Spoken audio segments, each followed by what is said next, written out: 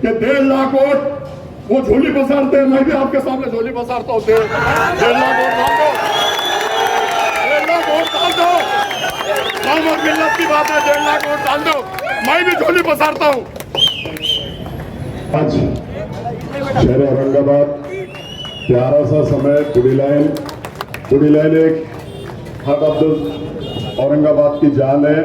मंच पे बैठे हुए हमारे अनुजोती ताई, अमित जी भुईगर साहब, हमारे जिला अध्यक्ष योगेश भाई और सभी मंच पे बैठे हुए हमारे जावेद भाई, जिन्होंने अभी बहुत अच्छी स्पीच दी है। मैं आप लोगों को बताता चलूं एक एक बात। आज लोकसभा के इलेक्शन होने जा रहे हैं और लोकसभा में आपने देखा होगा कि जातिवाद शक्ति बैठी हुई है और उस जातिवाद शक्ति को मोदी और अमित शाह को उखाड़ने का काम आप सबको और मेरे को मिलकर करना पड़ेगा, क्योंकि पूरे देश में अंदर जातिवादी शक्ति अभी इनके होते हुए, ये बोलते हैं ना कि एनआरसी रहेगा, इनके होते हुए सीए कानून पास हुआ, 3 तलाक का कानून पास हुआ, 370 इनके पास हुआ। अब ये कहते हैं कि मुसलमानों का ठेका इन्होंने लेकर रखा है। इन्होंने, ये शक्ति कपूर, शाहरुख खान नहीं है जावेद भाई, वो शक्ति कपूर है। शक्ति कपूर ने ठेका लेकर रखा है। तो मैं आपके माध्यम से ये बताना चाहता हूं कि ये बोल रहे हैं कि कौम के खिलाफ एक कौम का उम्मीदवार प्रकाश अंबेडकर साहब ने दिया। अरे प्रकाश अंबेडकर साहब ने तो वो मुझ पर भरोसा किया है कि अफसर खान लोकसभा में जाके जातिवाद शक्ति को उखाड़ कर फेंकने का काम करेगा और अमित शाह मोदी के मुंह में महाराज करता की जवाब छीन के फेंकने का काम करेगा। अब प्रकाश अंबेडकर साहब की वजह से ये चुनकर आए, प्रकाश अंबेडकर साहब की वजह से ये चुनकर आए और जब उनका वक्त आया, ये खासदार बन गए, उनका वक्त आया, बहुत जोर से ऐसा असद अवी से ऐसा गोद में उठा के बोल रहे थे कि ये बड़े भाई है, बड़े भाई को हम महाराष्ट्र का सीएम देखना चाहते हैं, महाराष्ट्र का सीएम। और ये शक्ति कपूर भी बोल रहा था, लेकिन उन्होंने जब उनका वक्त आया, खासदार बन गए और जब महाराष्ट्र की बात आई, प्रकाश अंबेडकर साहब की बात आई, तो 50 खोटे उनको सामने दिख रहे थे, 50 खोटे लिया और युति तोड़ दिया। ऐसे ये लोग अपने भरोसे। अब मैं आपको बता दूं कि मुसलमान के खिलाफ मुसलमान खड़ा है। अब ये कितने मुसलमान के खिलाफ मुसलमान खड़े करते, मैं वो आपको बताना चाहता हूं। आपने देखा होगा अभी हैदराबाद के इलेक्शन हुए, हैदराबाद के अंदर मोहम्मद अजहरुद्दीन जो वर्ल्ड के अंदर फेमस इंसान है, उसके सामने उन्होंने मुसलमान कैंडिडेट दिया, शब्बीर अली के सामने कैंडिडेट दिया। 4 मुसलमान कैंडिडेट, अभी की बात है, चारों मुसलमान के खिलाफ मुस्लिम कैंडिडेट दिया और चारों मुसलमान को गिराने का काम ये असद अवी से और ये शक्ति कपूर ने किया, ये इन्होंने किया। और दूसरी बात मैं आपको बता दूं कि आरब नसीम साहब को 250 वोट से इन्होंने गिराया, 250 वोट से। क्यों दिया भाई? जब मुसलमानों की तुम बात करते हो, कौम और मिल्लत की जब तुम बात करते हो, तो तुम मुसलमान के खिलाफ क्यों देते हो? तुमने बाबा सिद्दीकी को गिराया, तुमने फरहान आजमी को गिराया। अरे तुमने बाबा सिद्दीकी जो महाराष्ट्र का 2-3 बार मिनिस्टर रह चुके बाबा सिद्दीकी, उनको तुमने गिराने का काम किया। अब तुम्हारा गिरने का टाइम आ गया तो प्रकाश अंबेडकर साहब ने अफसर खान को खड़े किया, ऐसा तुम बोलते हो? अरे तुमको गिराने के लिए नहीं खड़ा अफसर खान।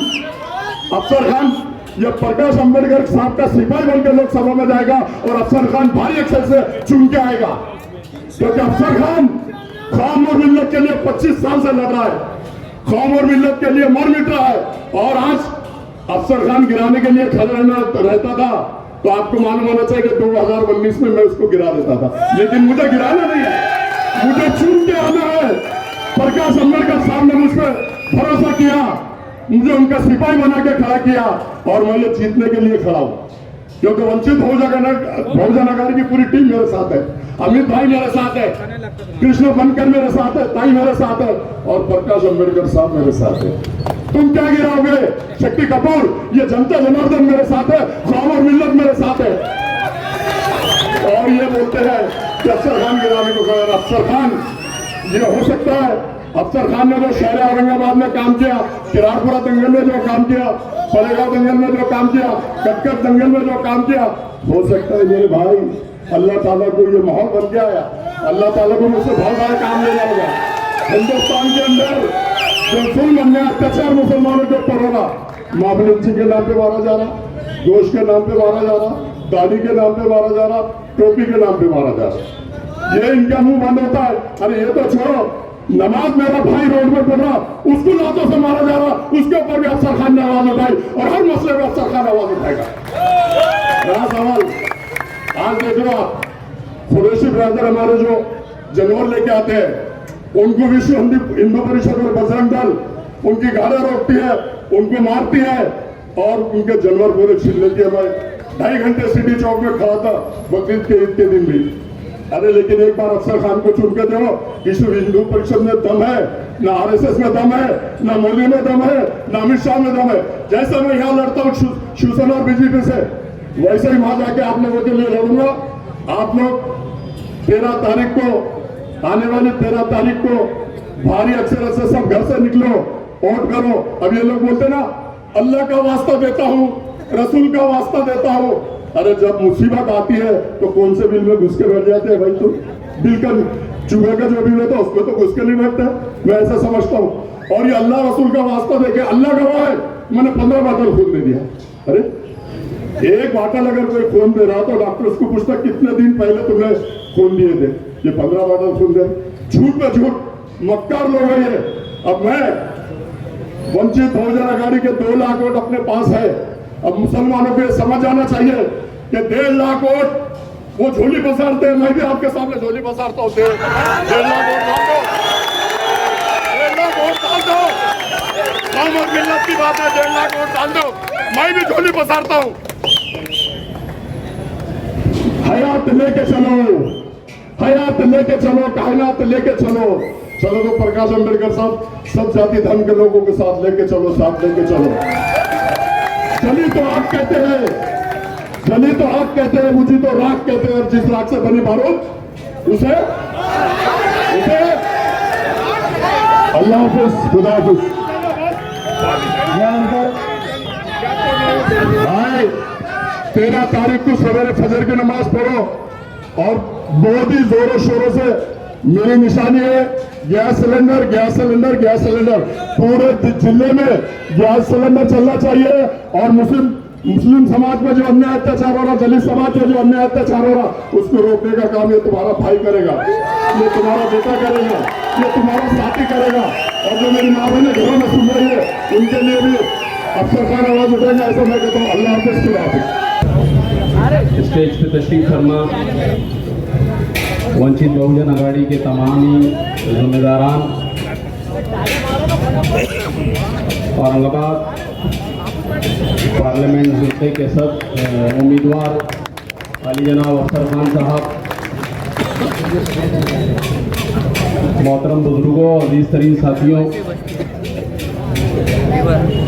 19 के बाद 24 आ चुका है। आपको मेंबर ऑफ पार्लियामेंट चुन के देना है। हम मौजूदा हालात में, मुल्क के जो मौजूदा हालात है उसमें मुसलमानों की जो हैसियत है, इन 10 सालों के अंदर अच्छी तरीके से हमारे को मालूम पड़ चुकी है। तो मुनज़्ज़म होकर मुसलमानों ने जो कारनामे कुछ स्टेट्स में अंजाम दिए हैं, वही कारनामा इस वक्त हमको भी अंजाम देना है। सीएए का मसला था, सीएए के मसले में ये थे कि ये नहीं होगा, लेकिन हो गया। आने वाले वक्त में बीजेपी की हुकूमत हो सकता है एनआरसी लेके आए। जिस तरीके से उनकी तकरीरों से जो अंदाज़ा अभी कायम हो रहा है, उससे लगता है कि आने वाले वक्तों के अंदर एनआरसी भी जो है वो लाएंगे। लेकिन इंशाअल्लाह अज़ीज़ हमारा इत्तेहाद उनको यहाँ पर रोक देगा, उनको थाम लेगा। 19 के इलेक्शन का पस मंज़र भी आपको याद है। 24 के इलेक्शन में वही पस मंज़र आपके करीब है। आपको अच्छी तरीके से ये बात अपने जहनों में बिठाना चाहिए कि कौन से उम्मीदवार अब यहाँ से चुन के जाएंगे और कौन से नहीं जाएंगे। अफसर खान अगर यहाँ से चुन के जाएंगे कि हम दावा कर रहे हैं कि वो यहाँ से चुन के जाएंगे, तो उसके पीछे एक बड़ी वजह ये है कि अभी जो है हमारे सैयद मतीन ने भी कहा कि इनके कहाँ से वोट शुरू हो रहे हैं। हमने देखा कि दलित समाज का, वंचित बहुजन अघाड़ी का, प्रकाश अम्बेडकर साहब का जो एहसान मुसलमानों पर है, वो एहसान को हम ज़ाये नहीं होने देंगे। वो एहसान को हमारे को अच्छी तरीके से याद है। हम ये चाहते हैं कि वंचित बहुजन अघाड़ी के यहाँ जिम्मेदार है, जिन मुसलमानों ने जो है इन लोगों को धोखा दिया, इनसे अपने पूरे मफाद वाबस्ता रखे, और मफाद जब टाइम आया तो इनको जो है अपना रास्ता नाप दिया। वक्त सबका आता है, वक्त सबका आता है, लेकिन कुछ ईमानदारी भी देखने की चीज है।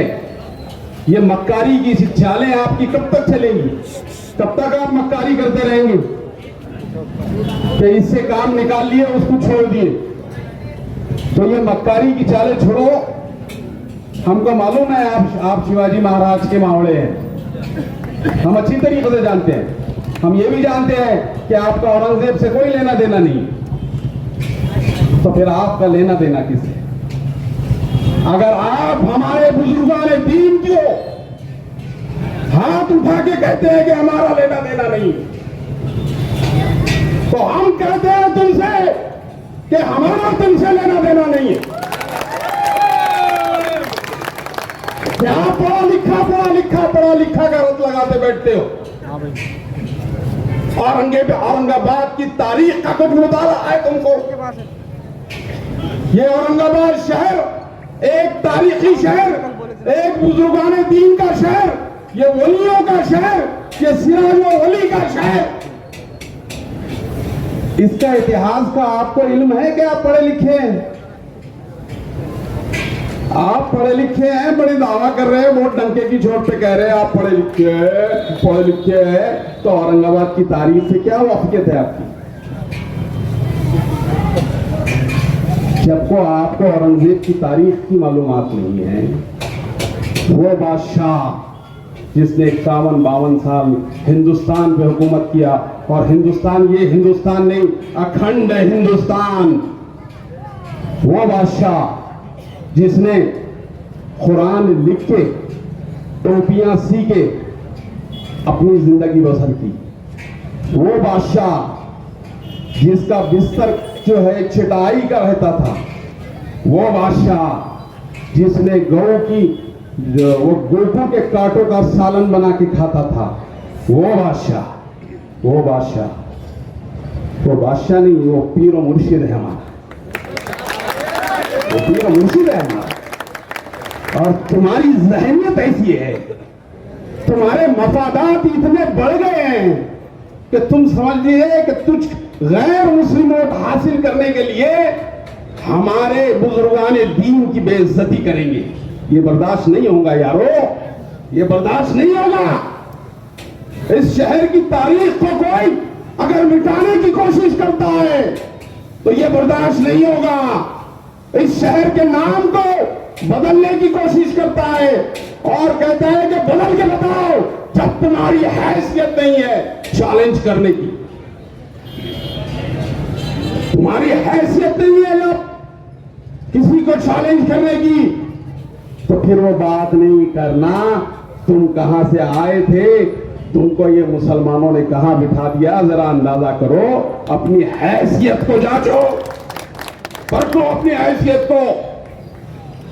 और अगर तुम्हारी हैसियत ये समझ रही है कि औरंगजेब रहमतुल्लाह अलैह मेरे सामने कुछ नहीं है, तो हम क्या कहते हैं कि हमारे सामने तू कुछ नहीं है।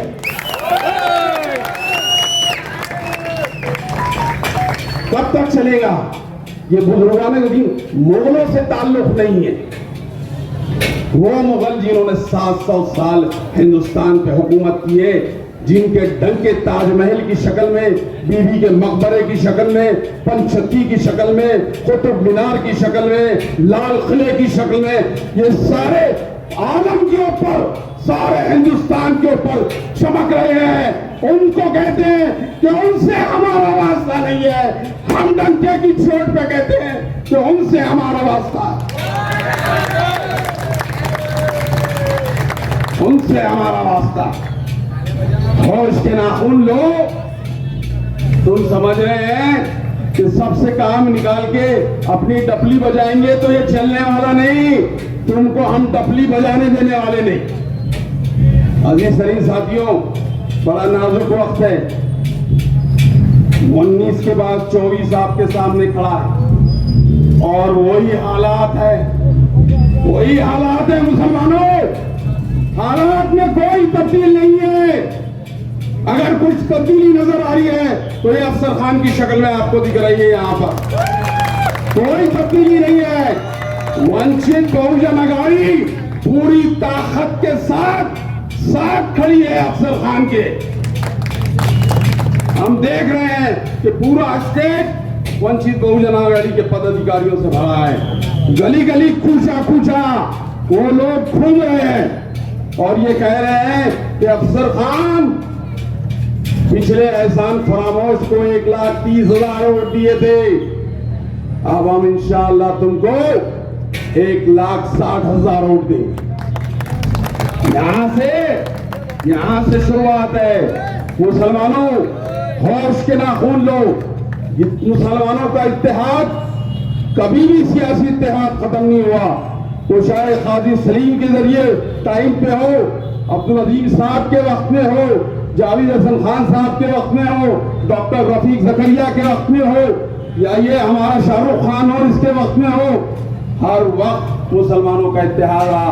अगर वो कहते हैं कि ये इत्तेहाद हमारी वजह से है और ये क्रेडिट लेने की कोशिश करते हैं, तो मैं कहता हूं ये इत्तेहाद मुसलमानों की वजह से है, कोई शाहरुख खान फारूक खान की वजह से नहीं है।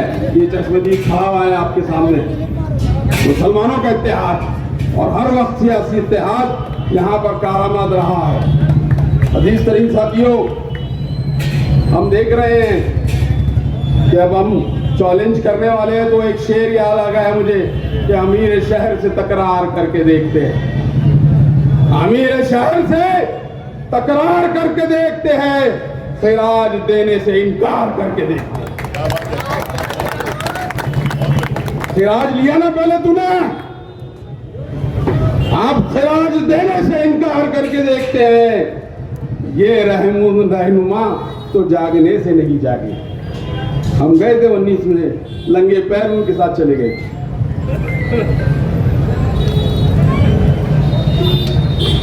लंगे पैर उनके साथ चले गए थे। ये रहनुमा, हम चाहते थे कि हम उनको जगाएंगे कुछ, वो जागने के लिए तैयार नहीं है। वो हमारे आबा अजदाद की शनाख्त से इनकार कर रहे हैं। सोचो मुसलमानों, हमारी शनाख्त मिटेगी, औरंगजेब रहमतुल्लाह अलैह का वो शनाख्त मिटेगी? नहीं मिलेंगी। हमारी शनाख्त से इनकार कर। ये रहनुमा तो जागने से नहीं जागे। चलो अवाम को बेदार करके देखते हैं। हम आए हैं आपके पास, इल्तिजा लेके आए हैं कि हालात वही है दोस्तों, हालात वही है। बार बार मैं आपको जोड़ के इसलिए कह रहा हूं कि हालात वही है।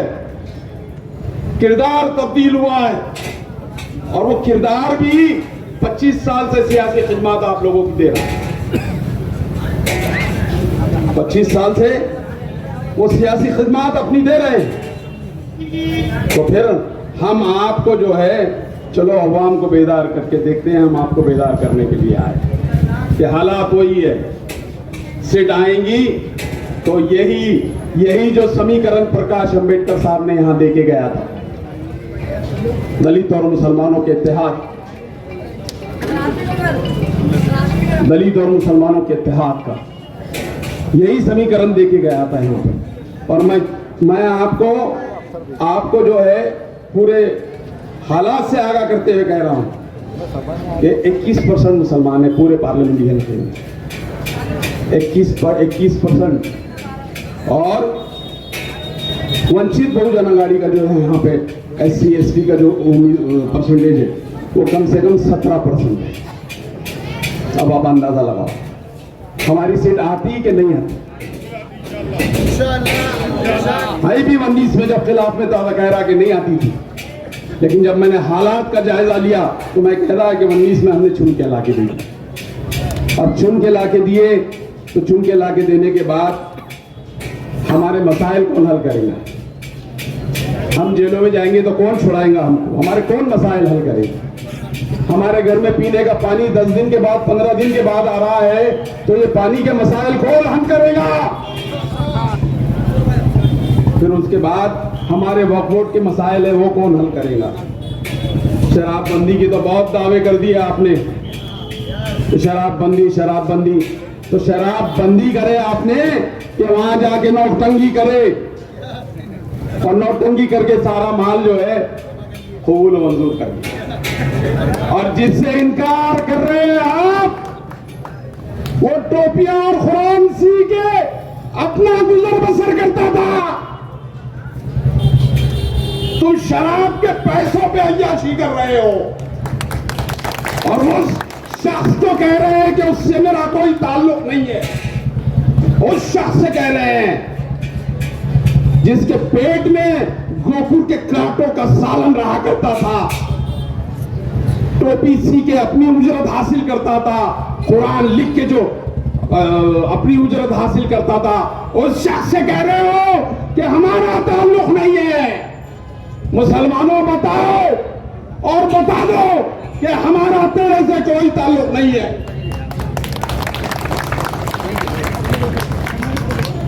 इक्वेशन वही है। फिर कह रहा हूं कि हालात वही है, हालात में तब्दीली नहीं हुई है। अभी अभी सरों पे मुसीबतों के टोकरे पड़े हैं, मुसीबतें आ रही है एक पे। इसके किसका कौन हल करेगा? अभी डीपी प्लान का मसला आ गया, शहरों के मुसलमान घरों को तोड़ के रास्ते बनाने की बात हो रही है। इस पे कौन अमल करेगा? कौन भागेगा? कौन दौड़ेगा? कौन करेगा? जब हमने वोट की शहादत तुमको दे दिए, हमने कह दिए कि हमारा कायद तुम है, तो फिर तुम हमारे मसाइल हल नहीं कर रहे। ये डीपी प्लान के मसाइल हमारे सर पे बैठे हुए, कौन हल करेगा? कभी क्या सुना आपने कि हल करने के लिए निकले? कभी है सुना नहीं। अभी वो अमीनी प्रॉपर्टी का क्या कटकट गेट के ऊपर अमीनी प्रॉब्लम, वो मिलिट्री के लोग आ गए, पुरानी वो जगह है, ये है वो बोल के उनके ऊपर मुसीबतों के छाए हैं, तलवारें उनके घर के ऊपर लटक रही है। वो मसाइल कौन आएगा? मेंबर ऑफ पार्लियामेंट के ही काम है। वो रोड बनाने का नाम नहीं बोल रहे हम तुमको, ये सेंट्रल गवर्नमेंट में ही मसले हल होते हैं इसके, ये स्टेट गवर्नमेंट के नहीं बोल रहा हूं मैं आपको। लेकिन आपने हल किए नहीं किए? डेवलपमेंट प्लान सर चढ़ के बोल रहा है, बड़े अधिकारियों के गुलपोशा कर रहे हैं, फोटो डाल रहे हैं, वो वही काम रह जाएगा, फोटो डालो। और इतनी बड़ी कम्युनिटी को धोखा दे दिया आपने, एक पूरी कौम को धोखा दे दिए। क्या वजह थी? हमको बोल रहे थे जावेद कुरैशी, असदुद्दीन अवैसी आएंगे तुम्हारे घर पे, फिर तुमको लेके चले जाएंगे। अब मेरा जवाब सुन लो दोस्तों, बिल्कुल मेरे दिल के करीब है, बहुत दिल के करीब है। लेकिन मेरा मिशन है, मेरा आज़्म है ये कि मैं ये दो कौमों को सियासी तौर से ऊपर उठाने की कोशिश करूं, उसमें कुछ हिस्सा मेरा यहां पर लग जाए। मैं रोटी का एक रोटी हाथ में लेके नहीं बैठा हूं यहां पर कि जो दाल आए वो यही रोटी के ऊपर आए, जो दाल आए वो यही रोटी के ऊपर आए। मेरा मकसद है सियासी तौर पे मुसलमान और दलित इस महाराष्ट्र के अंदर लीड करें, ये मकसद है हमारा। और ये मकसद के तहत ही मेंबर ऑफ पार्लियामेंट की शक्ल में अफसर खान आपके सामने खड़े। हमारा मकसद रोटी पे दाल खींचना नहीं है, खुदा की कसम रोटी पे दाल खींचना नहीं। हमारा मकसद दो कौमों को मजबूत करना है, दो कौमों की मजबूत लीडरशिप को परवान चढ़ाना है। और ये सब अगर किसी की क़यादत में किया जा सकता है तो उस शख्स का नाम है प्रकाश। क्योंकि हमने देखा है कि अभी पार्लियामेंट के इलेक्शन में मुसलमानों को 5 से 6 सीट दी है उन्होंने, उसमें 1 सीट औरंगाबाद की। अजीज शरीफ साथियों, वक्त की कमी है, अफसर खान साहब को भी बात करना है। मैं ये कोशिश कर रहा हूँ, मैं आपसे इल्तिजा कर रहा हूँ, मैं आपसे गुजारिश कर रहा हूँ कि वक्त वही है। मैं बार बार कह रहा हूँ और मुझे अंदाज़ा है, और मेरे अंदाजे अल्हम्दुलिल्लाह गलत नहीं होते, मेरे अंदाजे कभी गलत नहीं होते, बहुत आगे पीछे 19-20 हो जाते। मैं बार बार कह रहा हूँ कि इक्वेशन वही है, हालात वही है। 19 के बाद 24 में भी मुसलमान उम्मीदवार यहाँ पर चुना के हम ला सकते हैं, और वो उम्मीदवार शायद हो सकता है अफसर खान आपके पास हो। अफसर खान को वोट दीजिए, वंचित बहुजन अघाड़ी की ताकत बख्शिए। इंशाअल्लाह आने वाला वक्त सियासी तौर से हम बहुत मजबूत होते हैं, मजबूत होंगे। फिर किसी वक्त आपसे मुलाकात होगी और बात होगी, लेकिन मेरी इस बात को, मेरी इस नसीहत को आप याद रख दो कि हालात वही है, हालात वही है, हालात में तब्दीली नहीं हुई है। आप चाहते हैं कि मुस्लिम मेंबर ऑफ पार्लियामेंट यहां हो, तो आपको वंचित बहुजन अघाड़ी को वोट देना पड़ेगा। खुदा हाफिज़।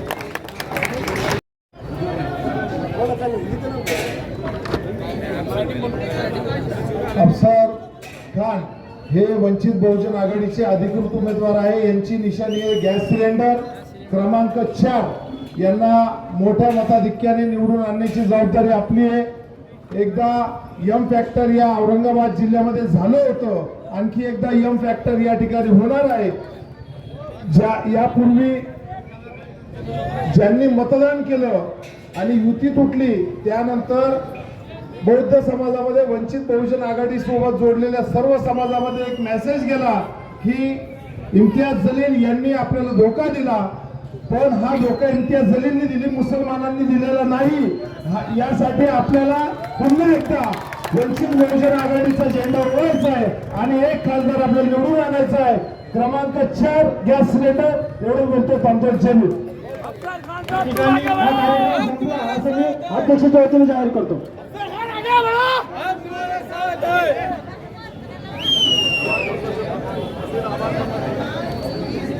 बहुजन आघाड़ी की जानिब से तमाम जिम्मेदार हजरात का, आने वाले भाइयों का, सभी का शुक्रिया अदा करती है पूरी वंचित बहुजन आघाड़ी। अस्सलाम वालेकुम।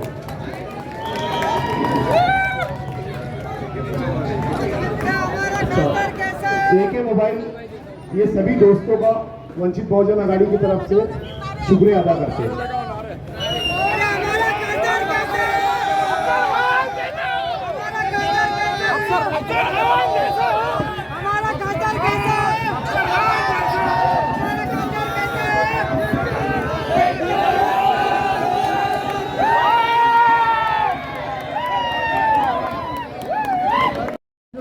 नगर सेवक मतीन भाई पटेल वो सैयद मतीन स्टेज पे आए, उनका स्वागत अफसर खान उम्मीदवार ये करेंगे।